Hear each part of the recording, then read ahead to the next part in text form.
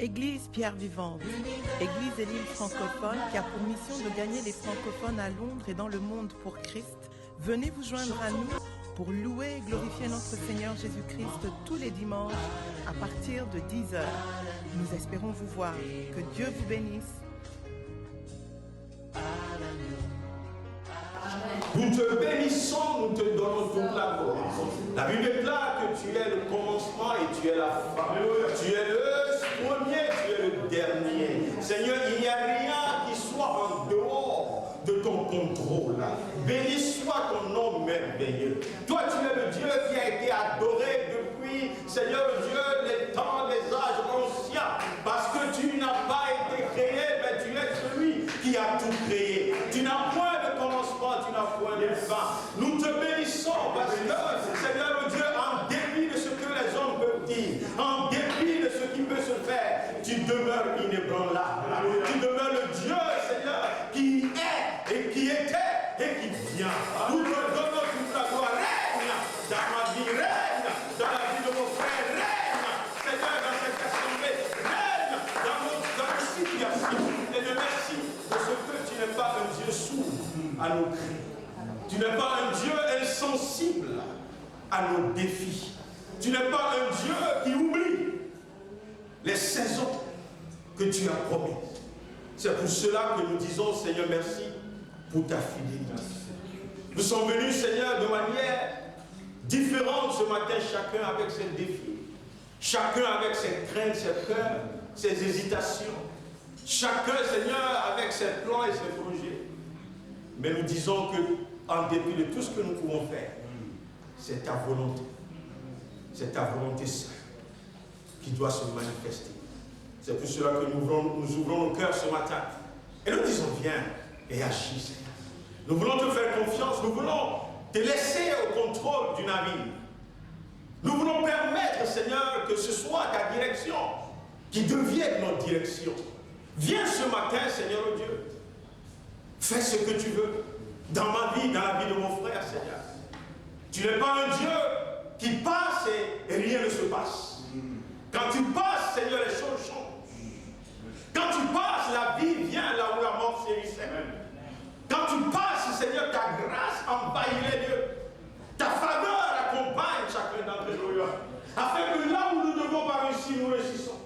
Afin que là où les portes ne devront pas être ouvertes, elles s'ouvrent.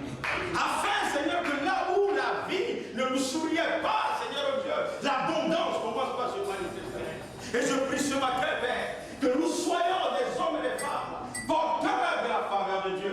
Faveur aux yeux de Dieu, faveur aux yeux des hommes. Que les portes s'ouvrent, les portes de bénédiction s'ouvrent devant toi, dans le nom de Jésus. Amen. Ta parole déclare que celui qui frappe en nous, Seigneur, nous avons frappé. Nous continuons de frapper. Parce que nous avons une certitude. C'est que tu ouvriras. Amen. C'est que cette porte sera ouverte. Amen. Cette porte de percée sera ouverte. Amen. Cette porte de victoire sera ouverte. Amen. Cette porte de restauration sera ouverte. Amen. Cette porte de guérison sera ouverte. Amen. Cette porte de transformation sera ouverte. Amen.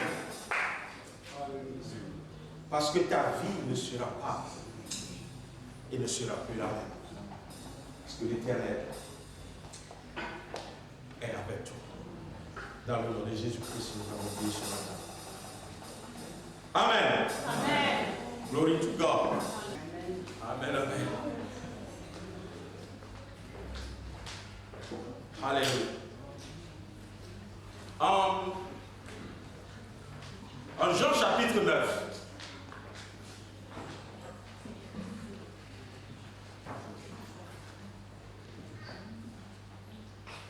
la Bible dit, un jour Jésus vit passer un homme aveugle de naissance. Et automatiquement, ses disciples commencent par lui poser la question.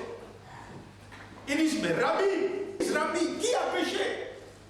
Cet homme ou ses parents pour qu'il soit né aveugle? Wow. Ça c'est une question qu'il faut vraiment poser. Quelqu'un qui passe tranquillement aveugle de naissance,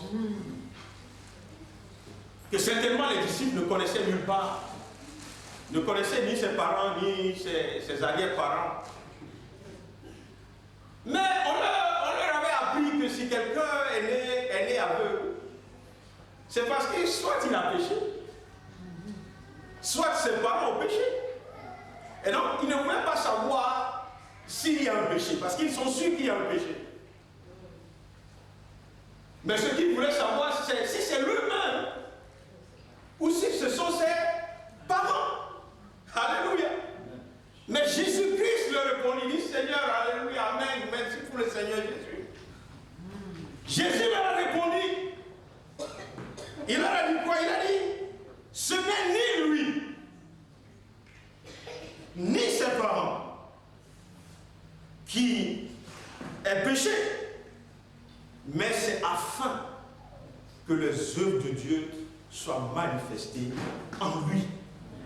C'est afin que la gloire de Dieu soit manifestée à travers la guérison que cet homme va recevoir. Alléluia. Voyez, ton cas n'est pas pire que ce cas. Il y a des moments, ce n'est même pas les disciples qui posent la question, mais c'est nous-mêmes. On se pose la question, est-ce que c'est parce qu'on a péché? Qu'est-ce que nous on a fait?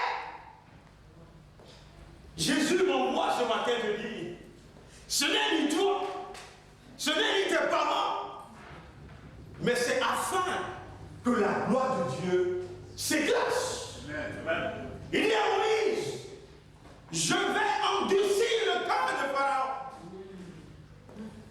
Parce que si votre situation ne devait pas compliquer, vous ne saurez pas que c'est moi l'Éternel.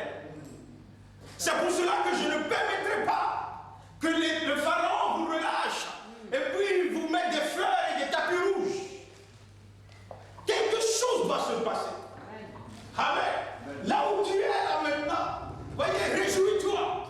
Parce que ta situation est juste une opportunité que Dieu va utiliser pour faire éclater sa gloire.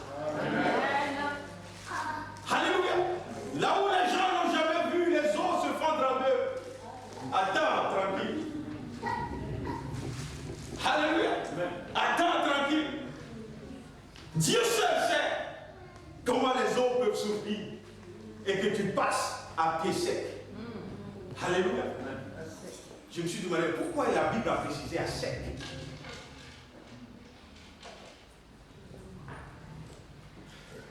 Amen. À sec. C'est-à-dire les eaux sont tellement parties que quand la situation, quand Dieu va gérer ta situation, il n'y aura plus une goutte d'eau. Là où tu es passé, tu vas passer à sec. Amen. Parce que Dieu aura dégagé tout ce qui constitue un obstacle devant toi et dans ta situation. Personne n'a péché. Dieu le sait. Mais c'est afin que ma gloire s'éclate. Père, nous te bénissons. Nous remettons ce temps de ta main. Merci parce que tu es Dieu fidèle. Et tu es Dieu glorieux. Viens visiter chacun d'entre nous. Alléluia. Il y a longtemps, peut-être que tu n'as plus vu loin. C'est toujours comme un brouillard devant toi. Le Seigneur m'envoie te dire, c'est moi qui fais dissiper le brouillard. Je prie que ta vie, de jour en jour, prenne de l'ampleur. Et tout ce qui a été pour toi un blocage depuis longtemps, le temps arrive. Et le temps est arrivé. Où ce n'est pas par tes propres forces, mais l'Éternel de lui-même. Il va restaurer ta situation. Amen. Notre Dieu n'est pas un Dieu aveugle. Il n'est pas un Dieu sourd. Il n'est pas un Dieu insensible. C'est pour cela que ta situation le concerne. Il le concerne. Il le concerne. Alléluia. Nous te bénissons, Seigneur. Tu vois le travail là sur lequel tu as tes yeux depuis. Le Seigneur te le met à ta disposition. Les portes s'ouvrent. Les portes s'ouvrent. Amen. Je dis les portes s'ouvrent. Amen. Le pasteur Tailleur est venu ici un jour, il a dit, c'est pas seulement une porte, mais il dit c'est les portails à deux battants. Alléluia. J'ai dit quand ça s'ouvre, non seulement tu rentres la voiture, entre le camion, entre le truck, entre tout. Dieu bénisse son Seigneur. Au nom de Jésus. Amen. Non, je vais revenir à ma prédication aujourd'hui. C'est l'introduction. C'était l'introduction. Amen. Donc, il y a quelqu'un, c'est l'introduction. Mais c'est vrai, on peut terminer sur ça. Chacun serait béni. Amen. Mais on va quand même regarder ce que Dieu nous a dit de regarder. J'ai dit la dernière fois, pas le dimanche dernier, l'autre dimanche, que nous rentrons dans ce temps, j'ai parlé un peu de la direction de Colinda et tout le reste. Et puis, nous avons commencé par parler de la foi. Et je crois que j'avais dit que j'allais visiter certaines personnes, certains personnages de la Bible pour nous aider à avancer. Amen. Mais vous savez, quand Dieu est en train de parler de foi, ça veut dire que Dieu is about to do something. Amen. Dieu est sur Dieu est sur le point de faire quelque chose. Amen. Amen. Parce que la foi doit déclencher quelque chose. Amen. La foi doit déclencher quelque chose. Et donc, quand Dieu commence par dire foi, ça veut dire qu'il est prêt, il est sur le point. Amen. Et maintenant, il n'est pas seulement sur le point, mais il est sur le point de faire quelque chose d'incrédible. Quelque chose d'incroyable.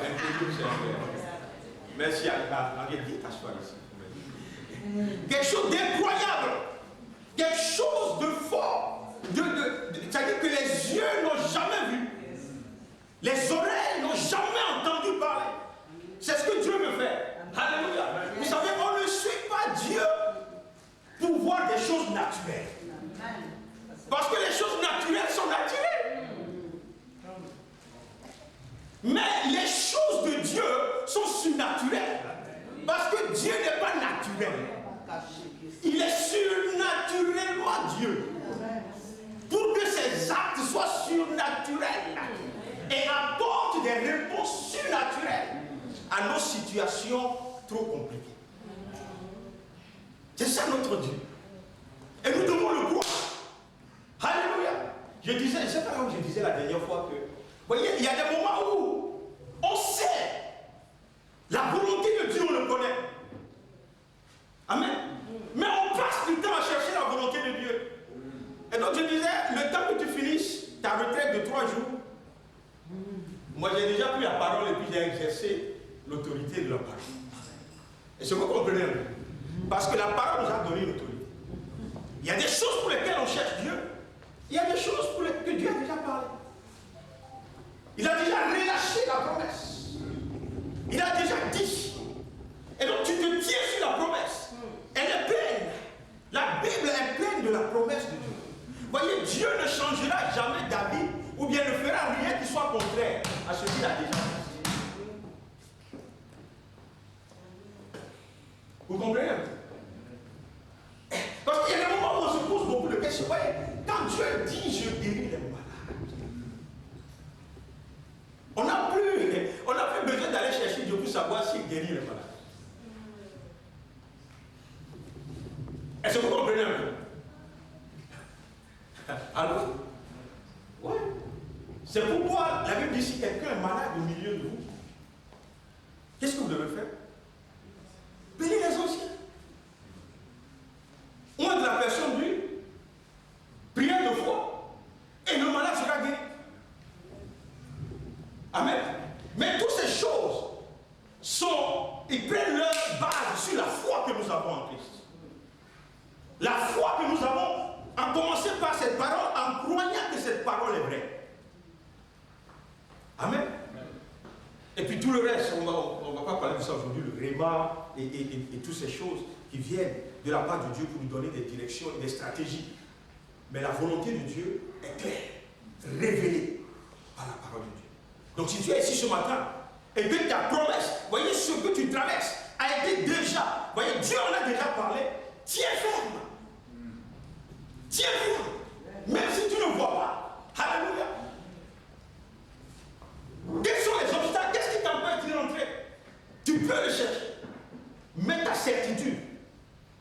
si Dieu dit, je suis le Dieu qui ressuscite les morts, il est réellement le Dieu qui ressuscite les morts. Alléluia. Je ne sais pas comment je vais gérer mon temps aujourd'hui, parce que j'ai envie de dire beaucoup de choses que je ne peux pas dire dans le temps que nous avons. Mais il faut que les œuvres de Dieu soient manifestées dans ta vie. Alléluia. Je vais aujourd'hui parler un peu de... Allez-y avec moi dans Nombre chapitre 14. Je vais parler de Caleb. Et puis on va terminer. J'ai besoin de quelqu'un pour me... Est-ce qu'on peut encourager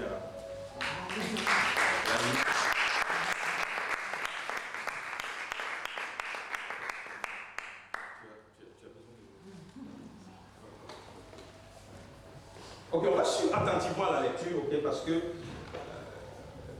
après la lecture, je crois qu'on va prier, puis on va partir.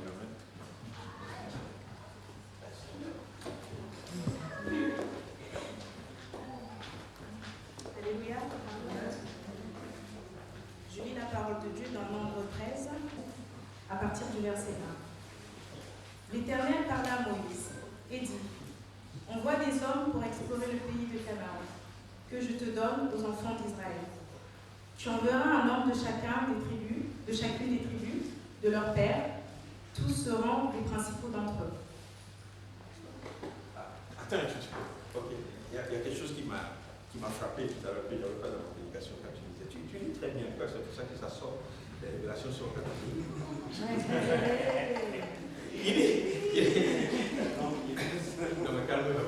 Il dit, tu enverras un homme de chacune des tribus de leur père. Alléluia. C'est-à-dire que, vous voyez, c'est comme ça que Dieu fonctionne. Dieu fonctionne par tribu. Amen. Vous savez certainement où je veux venir. Vous voyez un peu, parce que il faut que, d'ailleurs, quand Moïse devait opérer, vous vous souvenez des conseils que son beau-père, Jéthro, lui avait donné. Ok? Et donc, il n'a pas dit non, vas-y, et puis prends tout le peuple, sois devant eux, et puis allez-y. Il dit non. Il faut faire, vous voyez, comment la Bible les a appelés? Des trucs de mille, vous voyez, c'est-à-dire que, regardez un peu ce que je veux dire avant qu'on continue la lecture. C'est un petit point. Nous avons l'opportunité, dans la vision qui est la nôtre, la vision de cellule, c'est une vision de tribu. Est-ce que vous comprenez? C'est-à-dire que là où tu es, tu dois faire en sorte que ta tribu soit forte. Alléluia. Ta tribu, l'autorité, la puissance de ta tribu dépend de toi. Vous comprenez un peu? C'est pour cela que Moïse n'a pas dit, ok, je vais regarder le peuple, je vais voir ceux qui sont bons, et puis je vais les envoyer. Il dit non. Je vais prendre un par tribu. Et il a pris ceux qui sont les princes de chaque tribu. Est-ce qu'il y a un prince ici ce matin? Alléluia. Il y a encore des gens qui n'ont pas compris votre mission. Et ça dérange. Est-ce qu'il y a un prince ici ce matin? Alléluia. Ah bon. Est-ce qu'il y a des princesses ici ce matin? Les princes ont des problèmes. Allez, alléluia. Et non, voyez, mais je vais nous encourager. On est en train de rentrer dans un temps où on veut, voyez, on ne peut pas, par la foi, on ne peut pas laisser tomber ce que Dieu a fait. Vous comprenez un peu? Et donc, si aujourd'hui tu n'es pas dans une tribu, il faut que tu te mettes dans une tribu. Je veux parler des cellules. Mais si tu es dans une cellule et que tu n'es pas actif, voyez, il faut te rendre compte que tu es en train d'affaiblir ta tribu. Le jour où on va présenter les armes, et on cherche des princes et des princesses puissants, peut-être que ta tribu va venir et puis on regarde jusqu'à le trouve bien. Il faut que tu te lèves. Alléluia. Parce que le temps va venir. Et le temps est venu où Dieu cherche. Alléluia. Et quand nous serons tous puissants, le royaume avance. Amen. la conquête devient possible. Au nom de Jésus-Christ. Amen. Tu veux toujours dire le verset? Vas-y, dis pour moi, comme ça. Tu sais, je vais prêcher. Ça, c'est pas encore le cas. C'est la deuxième intelligence. Nombre chapitre 13 à partir du verset 17 jusqu'à 33. Moïse les envoya pour explorer le pays de Canaan. Il leur dit: montez ici par le midi et vous monterez sur la montagne. Vous verrez le pays, ce qu'il est, et le peuple qui l'habite, s'il est fort ou faible, s'il en est en petit ou en grand nombre, ce qu'est le pays où il habite, s'il est bon ou mauvais, ce que sont les villes où il habite, si elles sont ouvertes ou fortifiées, ce qu'est le terrain, s'il est gras ou maigre, s'il y a des arbres ou s'il n'y en a point. Ayez bon courage et prenez les fruits du pays. C'était le temps des premiers raisins. Ils montèrent, ils explorèrent le pays, depuis le désert de Tin jusqu'à Rehob, ou le chemin de Hamath. Ils montèrent par le midi, et ils allèrent jusqu'à Hébron, où était Ahiman, chez Zaï et Talmaï, enfants d'Anak. Hébron avait été bâti 7 ans avant Soan en Égypte. Ils arrivèrent jusqu'à la vallée d'Eshcol, où ils coupèrent une branche de vigne avec une grappe de raisin qu'ils portèrent à deux au moyen d'une perche. Ils prirent aussi des grenades et des figues. On donna à ce lieu le nom de vallée d'Eshcol, à cause de la grappe que les enfants d'Israël y coupèrent. Ils furent de retour de l'exploration du pays au bout de 40 jours. À leur arrivée, ils se rendirent auprès de Moïse et d'Aaron et de toute l'assemblée des enfants d'Israël, à Kadès, dans le désert de Paran. Ils leur firent un rapport ainsi qu'à toute l'assemblée, et ils leur montrèrent les fruits du pays. Voici ce qu'ils racontèrent à Moïse. Nous sommes allés dans le pays où tu nous as envoyés. À la vérité, c'est un pays où coule le lait et le miel, et en voici les fruits. Mais le peuple qui habite ce pays est puissant. Les villes sont fortifiées, très grandes.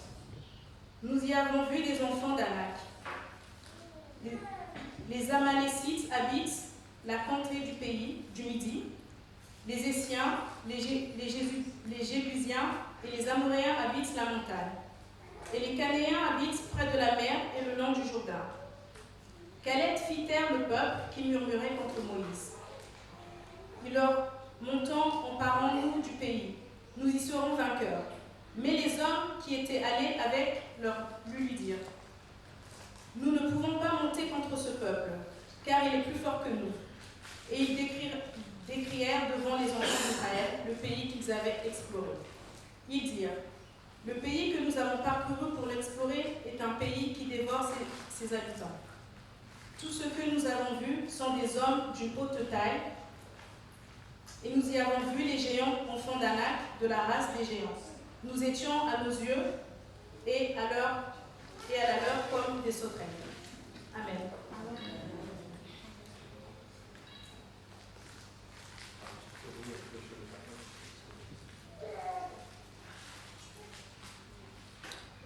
Nombre chapitre 14 à partir du verset 1. Toute l'assemblée éleva la voix et poussa des cris, et le peuple pleura pendant la nuit. Tous les enfants d'Israël murmurèrent contre Moïse et Aaron. Et toute l'assemblée leur dit: que ne sommes-nous morts dans le pays d'Égypte, ou que ne sommes-nous morts dans ce désert? Pourquoi l'Éternel nous a fait-il aller dans ce pays, où nous tomberons par l'épée, où nos femmes et nos petits-enfants deviendront une proie? Ne vaut-il pas mieux pour nous de retourner en Égypte? Et ils se dirent l'un à l'autre: nommons un chef et retournons en Égypte. Moïse et Aaron tombèrent sur leur visage en présence de toute l'assemblée réunie des enfants d'Israël. Et parmi ceux qui avaient exploré le pays, José, fils de Nun, et Caleb, fils de Jéphuné, déchirèrent leurs vêtements et parlèrent ainsi à toute l'assemblée des enfants d'Israël. Le pays que nous avons parcouru pour explorer est un pays très bon, excellent. Si l'Éternel nous en est favorable, il nous mènera dans ce pays et nous le donnera. C'est un pays où coule le lait et le miel. Seulement, ne soyez point rebelles contre l'Éternel, et ne craignez point les gens de ce pays, car ils nous serviront de pâture. Ils n'ont plus d'ombrage pour les couvrir. L'Éternel est avec nous, ne les craignez point. Toute l'assemblée parlait de les lapider. Lorsque la gloire de l'Éternel apparut sur la tente d'assignation devant tous les enfants d'Israël. Amen. Merci beaucoup. Ok, alors vous avez suivi cette lecture, n'est-ce pas, ce passage, que nous connaissons, nous avons lu plusieurs fois, mais c'est toujours intéressant de revisiter ce genre de passages, des récits que la Bible nous donne, parce qu'il y a toujours des moments, des saisons dans nos vies où il faut regarder en arrière, voir ceux qui nous ont précédés, comment est-ce qu'ils ont vécu, comment est-ce qu'ils ont suivi le Seigneur, qu'est-ce qui a été, voyez, ce qui les a caractérisés par rapport à leur marche avec Dieu. Alléluia. Et donc aujourd'hui, comme je l'ai annoncé, je vais parler rapidement de Caleb. Nombre 14, c'est là où c'est ce que je voulais lire avant que je n'ai appelé ma soeur. Et donc le 14, le verset 24, regardez, il dit, et parce que mon serviteur Caleb a été animé d'un autre esprit et qu'il a pleinement suivi ma voie, je le ferai entrer dans le pays où il est allé. Et ses descendants le posséderont. Amen. Ma prière, c'est que tu puisses entrer dans le pays que Dieu t'a montré et que tu possèdes le pays. Amen. Que tes descendants possèdent le pays. Amen. Alléluia. Et donc, vous voyez, je suis un peu excité ce matin en parlant de Caleb parce que je me dis, il y a des serviteurs de Dieu, des serviteurs de Dieu.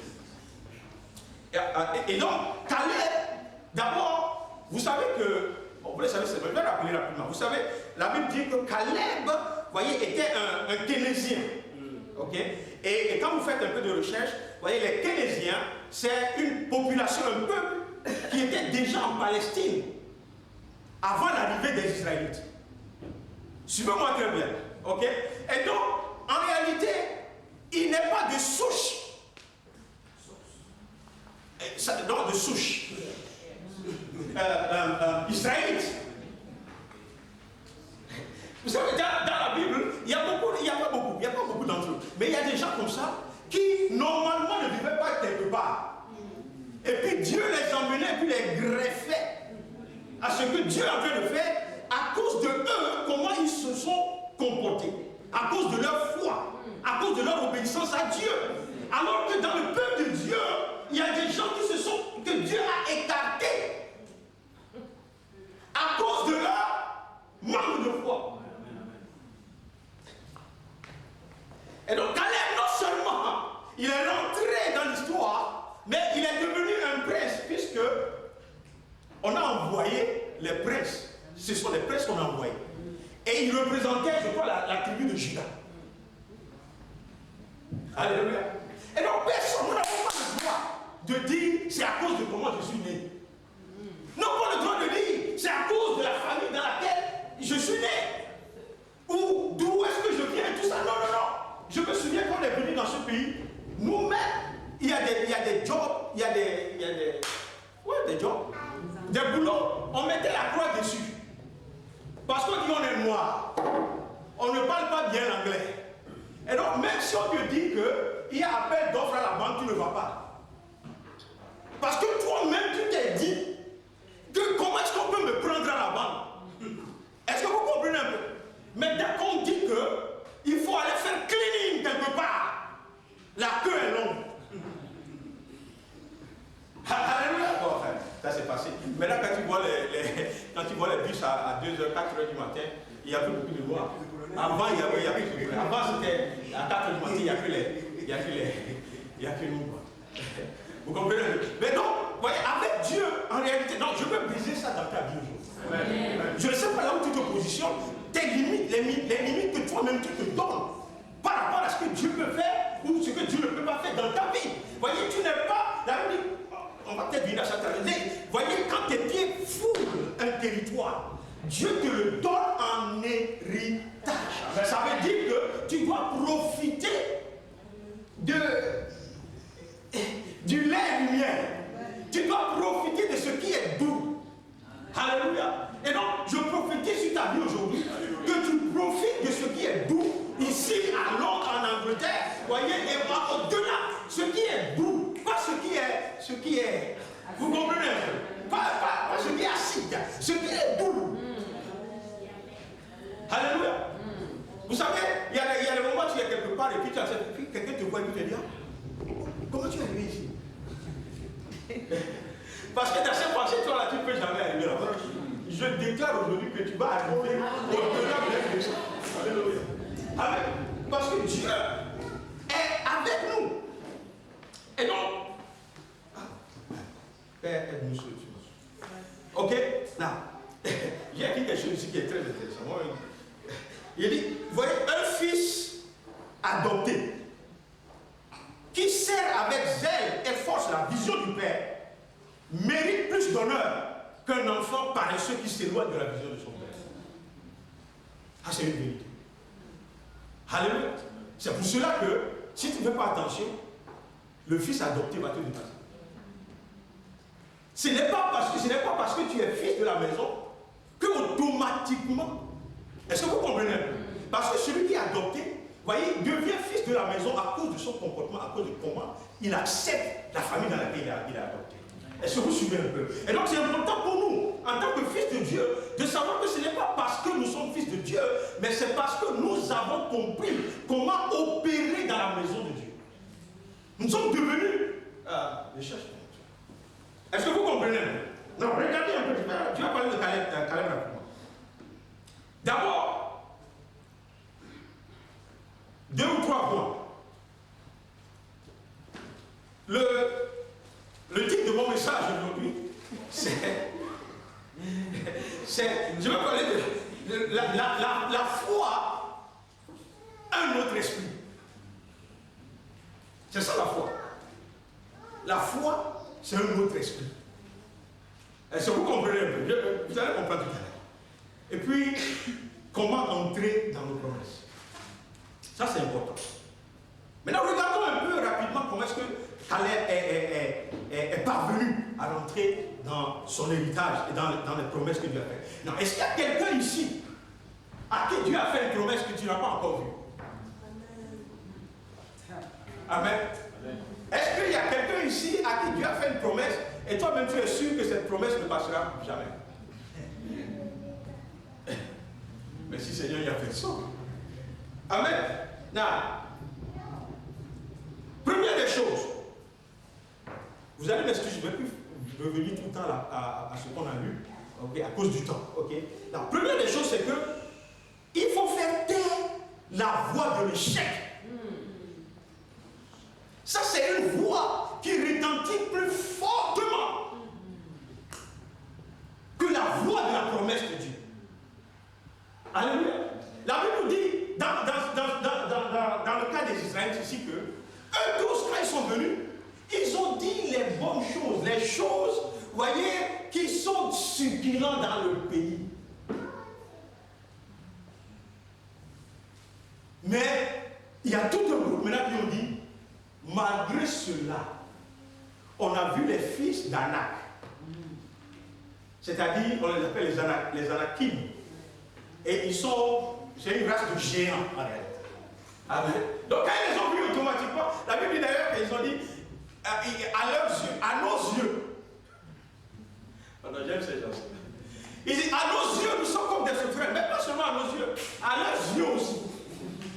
Et donc, ils sont en train de dire tout simplement que ces gens-là, quand ils nous voient, ils sont prêts à nous écraser. Parce que nous sommes comme des frères.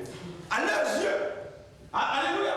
Mais, voyez, la grâce de Dieu fait que, voyez, quand Dieu dit quelque chose, il a la capacité, il a la volonté de l'accomplir.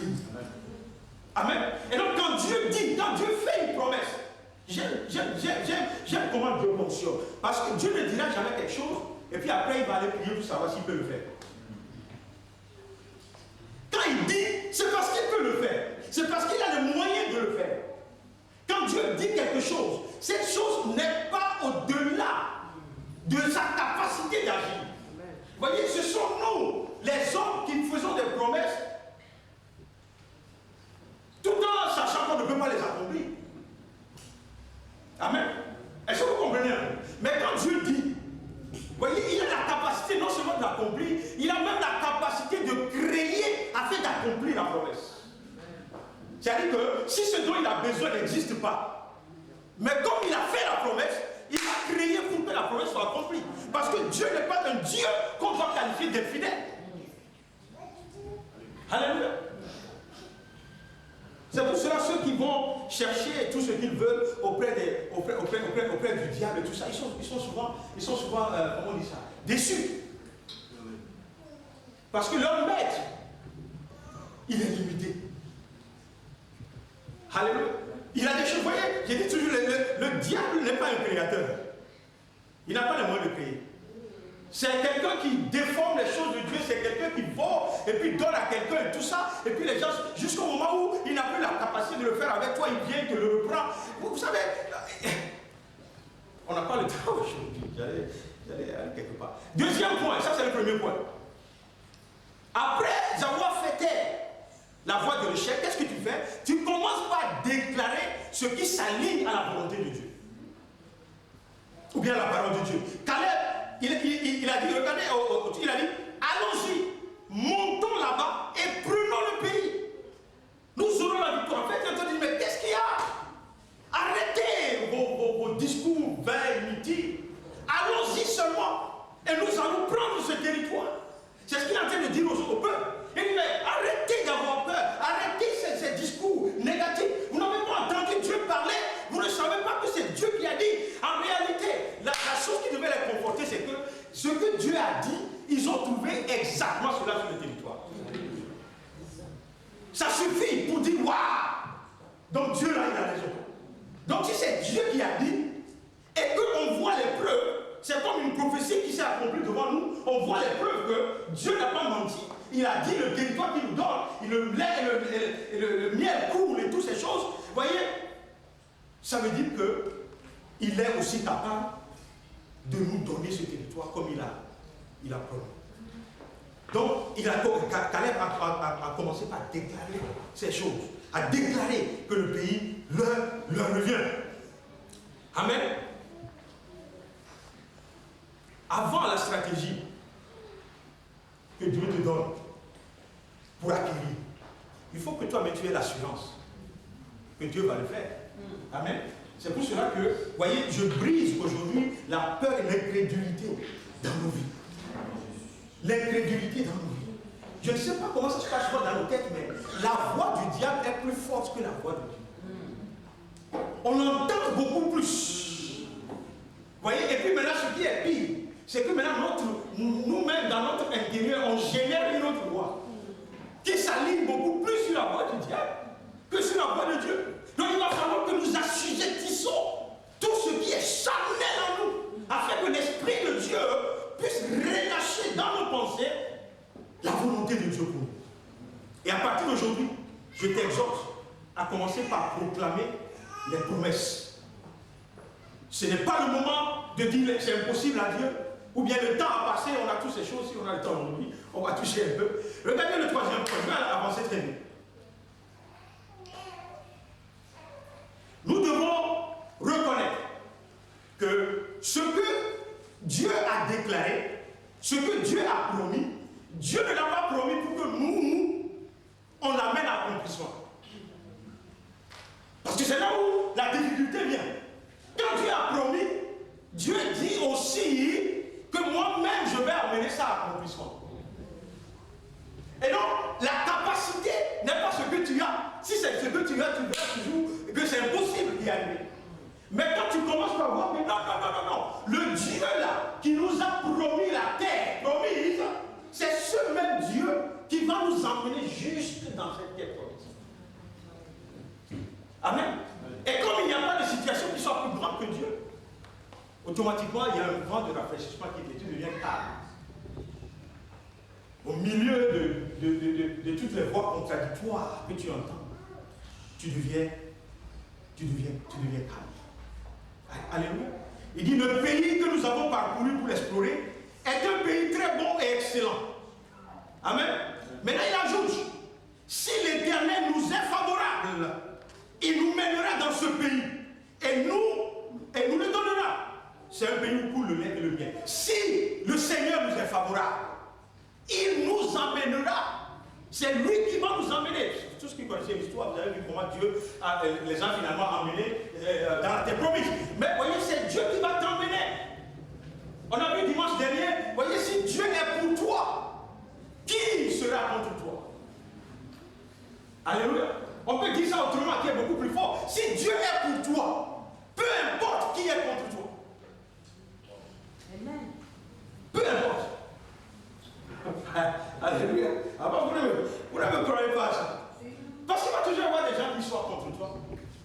Ah oui, il va toujours y avoir. En tout cas, je n'ai pas encore vu. Amen. Maintenant, j'ai vu des gens qui ne parlent pas des frères et des sœurs qui sont contre.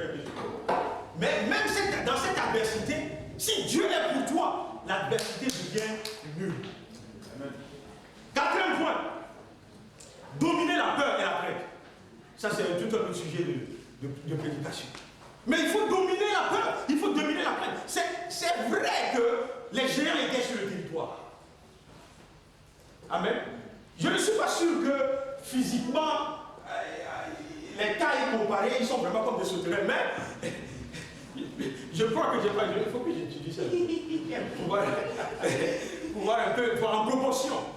Tu vois un peu la taille moyenne de ces géants en ce moment-là. Mais je crois que c'est la peur qui a fait qu'ils se sont voulu s'amplifier le truc. Ils se sont vus comme des sauterelles.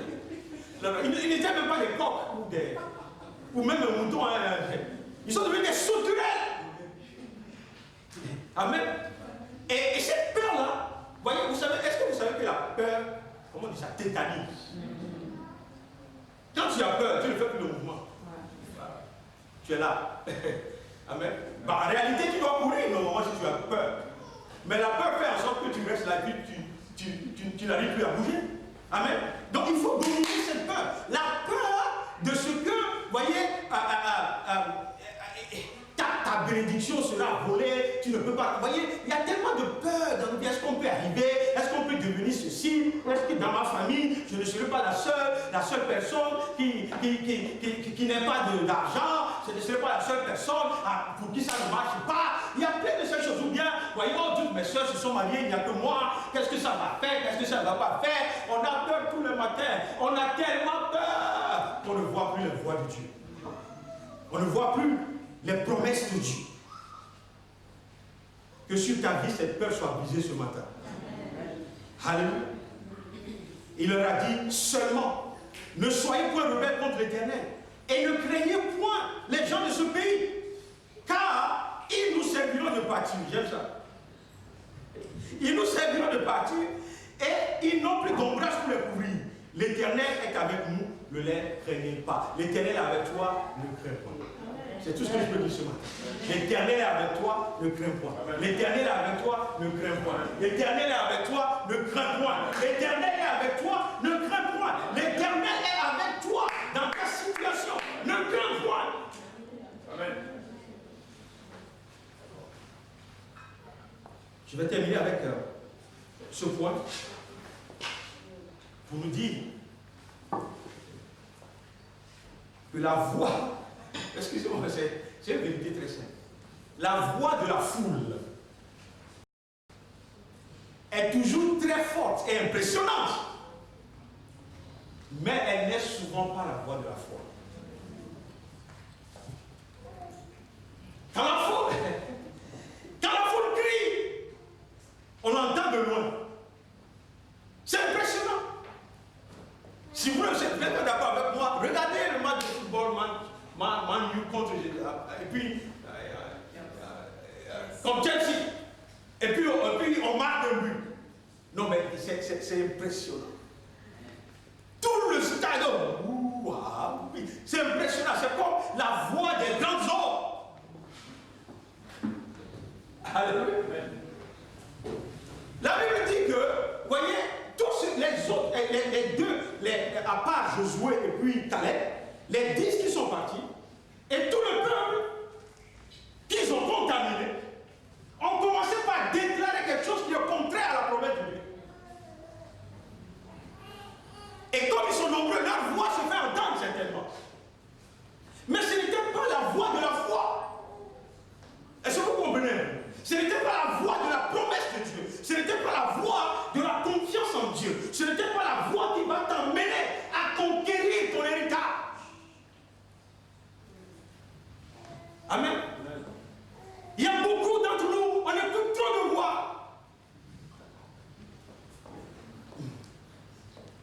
Et on oublie d'écouter la voix qui est importante.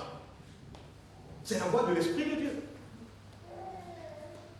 C'est la voix de l'Esprit de Dieu. Alléluia.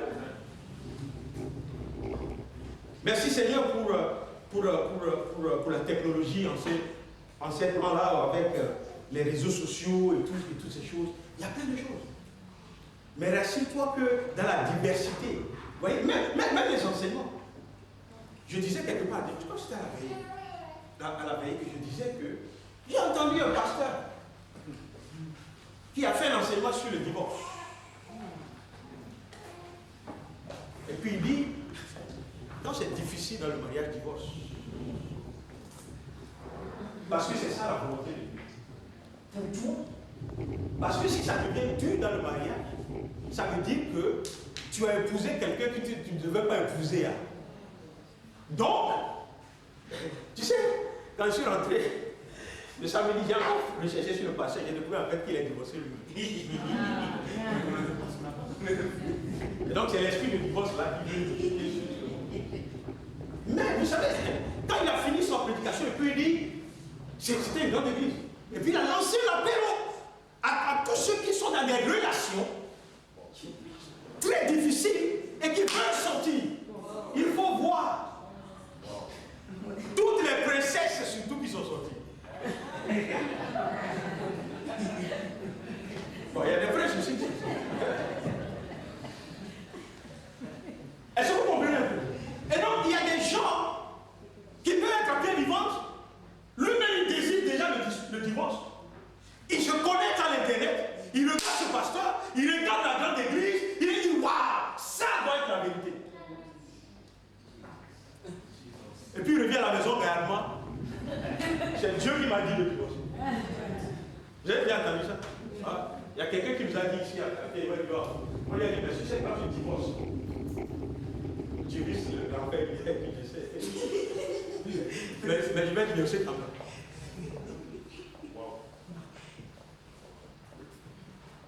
La voix de la foule n'est pas forcément la voix de Dieu.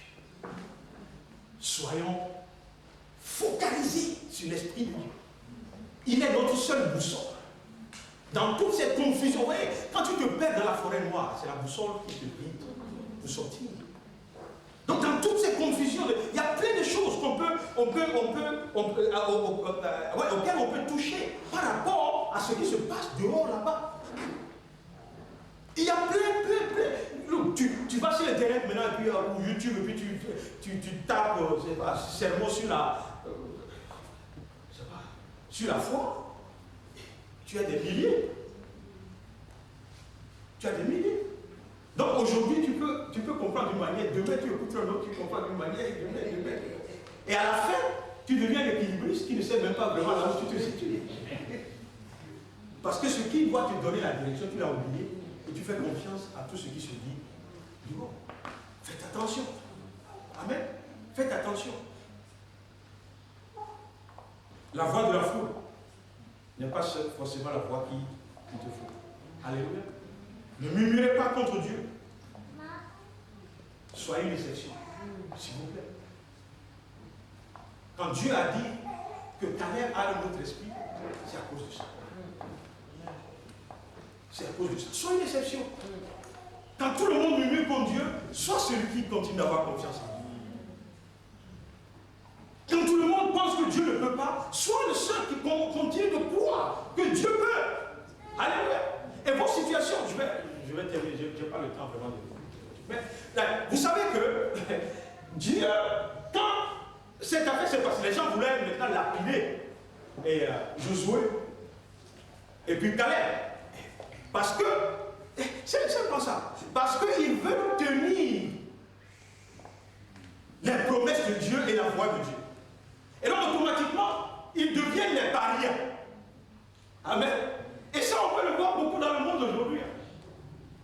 Quand tu veux prêcher la parole pure, tu n'es pas vraiment aimé. Alléluia. Vous voyez, des fois je suis étonné de nous les chrétiens. Il y a un prophète ivoirien, un prophète. Un pasteur ivoirien sur Internet, il ne va pas nommer son nom. Mais quand il fait les directs, je n'ai pas donné le nom.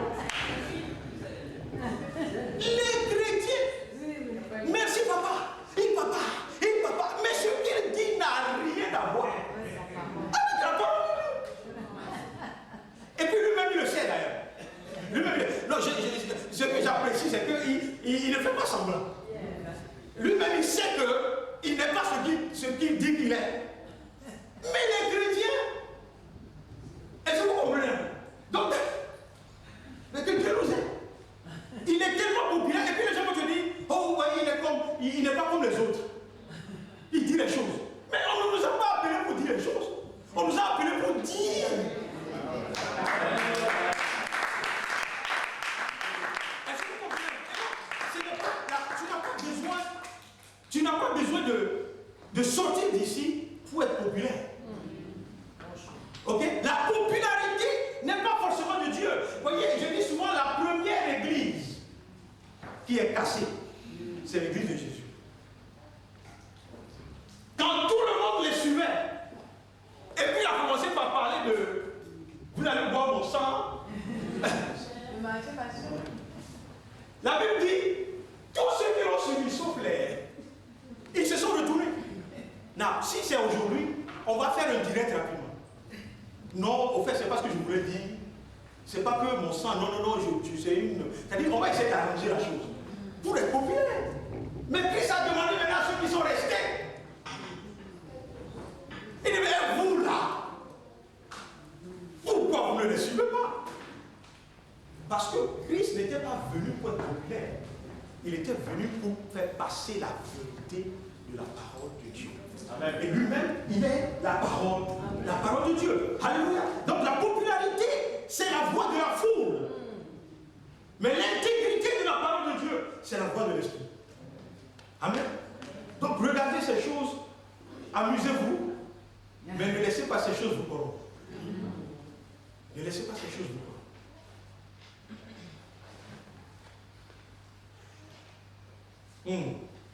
Anyway, vous savez tous comment Caleb a fini, n'est-ce pas? Et ça, on va aller jusqu'à dans le livre de Josué maintenant, où la Bible dit à 85 ans. Amen. Donc, je ne sais pas à quel niveau tu es. Ma prière, c'est que ta promesse s'accomplisse maintenant. Amen. Mais même si ça ne s'accomplit pas, à quand ça va s'accomplir? Amen. Et c'est dans le livre d'Habakkuk. Il dit, ça va s'accomplir certainement. Amen. Et donc le pasteur dont je parlais tout à l'heure, il a dit que le prophète Habakkuk était un faux prophète. Parce qu'il dit aux gens d'attendre. C'est ce qu'il a dit. Et puis les gens dans les commentaires, ils sont d'accord avec lui. Ils s'acharnent sur Habakkuk. J'ai dit, mais si Habakkuk vient aujourd'hui, c'est fini. On va le rayer de Facebook et tout ça. Vous comprenez un peu? Parce que la promesse que nous faisons aujourd'hui aux gens, c'est que Dieu va le faire maintenant, à l'instant même. Même Dieu va le faire avant même qu'on me parle. Vous comprenez un peu? Mais Dieu est capable, Samson. Je ne dis pas que Dieu est capable. Hein? Mais s'il ne le fait pas maintenant, je continue de croire qu'il va le faire. Parce qu'il a dit qu'il le fera. La seule chose que je ne ferai pas, c'est d'abandonner. Ou bien de commencer par croire que Dieu est capable. Non. Dieu le fera. Dieu n'a pas dit ces choses au hasard. Il le fera. La promesse qu'il t'a faite, les promesses, Dieu va les accomplir. Il n'a pas oublié. Dieu n'a pas oublié. Il le fera. C'est pour ça que tu dois l'attendre. Parce que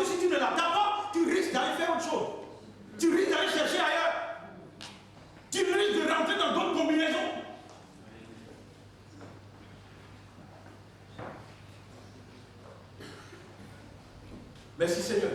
Des fois, quand moi je regarde les choses sur les réseaux sociaux, j'ai peur.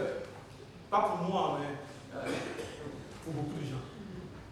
Parce que je n'ai pas les moyens de contrôler ce que chacun voit. Mais je me demande, est-ce qu'on prie, on a vraiment le discernement quand on regarde ces choses? Parce que c'est très facile. C'est très facile. C'est très facile. Le Caleb a refusé. Mais c'est pas quoi. C'était des géants, ils étaient là. À quoi ça sert le lait et le miel si les géants gardent le lait et le miel? À quoi ça sert? En réalité, ça c'est le raisonnement de ceux qui... Ils ont raison. Hein? Dieu, oui, le lait et le miel est là, mais comment on peut les prendre? Si les géants là sont là, et c'est là où la peur est rentrée. Mais je vais te dire aujourd'hui que l'esprit de Caleb, c'est l'esprit qui doit t'animer. Parce que ce n'est pas toi qui combats les géants. J'en ai parlé un peu vendredi. C'est Dieu qui combat les géants pour toi. Amen. La grâce que nous avons en Dieu, c'est que nous rentrons seulement dans la victoire. Mais que Dieu me fait. Ah, il dit, je vais en guerre, vainqueur, pour vaincre. Avant même d'aller, tu es déjà vainqueur. Amen. Mais tu n'étais pas là pour combattre. C'est Dieu qui a combattu pour toi. C'est lui qui prend le petit et le grand bouclier. Et il combat pour toi. C'est lui qui te donne la victoire en toutes choses. Amen. S'il n'y avait pas Dieu sur nous, nous on est foutus. Les gens n'auront même pas besoin de faire appel à succès spirituel, même avec la force physique, ils font le knockout et puis c'est fini. Amen. Mais comme Dieu est avec nous voyons les gens. Il y a. C'est le pasteur Moïse qui a dit ça, ça va toujours rester dans la tête. Il dit, tu vois, il disait que nous voyons, quand nous voyons l'ennemi, nous le voyons un peu comme les géants. Tu vois un peu? Mais lui, quand il voit Dieu, il est aussi sauterelle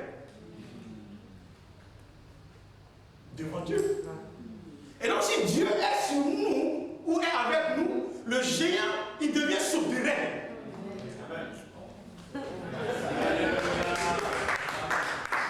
Si vous ne voulez pas comprendre, laissez la main.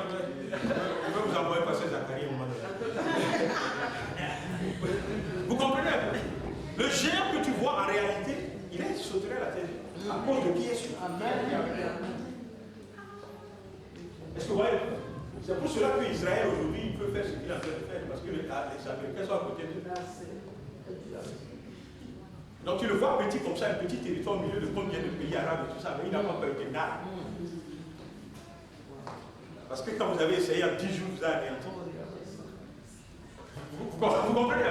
Et c'est la même chose avec Dieu. Nous, Christian, Dieu est avec nous. Amen. Donc les situations là. Amen. Et il y a plein de gens ici. Vous devez réaliser que le Seigneur est avec vous. Amen. Et comme il ne dort pas, il ne sommeille pas. Il ne peut pas être pris par surprise. Alléluia. Dieu ne peut pas être pris par surprise. Il ordonne tes pas. Il t'amène dans la plénitude de la promesse. Alléluia. Amen. Les Anglais disent, I will perfect everything that concerns you. Amen. Bon, je le dis en anglais parce que j'aime trop ce passage en anglais. I will perfect everything that concerns you. Mais là, il faut faire petit, assois-toi. Et puis commence par écrire. What concerns you? Et puis Dieu dit toutes ces choses sont perfectes. Ça veut dire, I will make you successful. I will give you the victory. Je vais te donner la victoire. Tu vois, je vais faire en sorte que tu réussisses dans ce que tu fais. Et tu vas réussir. Amen. Je dis aujourd'hui, même si tu ne peux pas, tu vas réussir. Amen. Tu vas être le premier qui a réussi sans vouloir réussir. Amen. Ouais. Même si, tu vas réussir, même les yeux bandés, tu vas réussir. Yes. Il faut que tu réussisses. Parce que Dieu a promis. On va se tenir debout ce matin.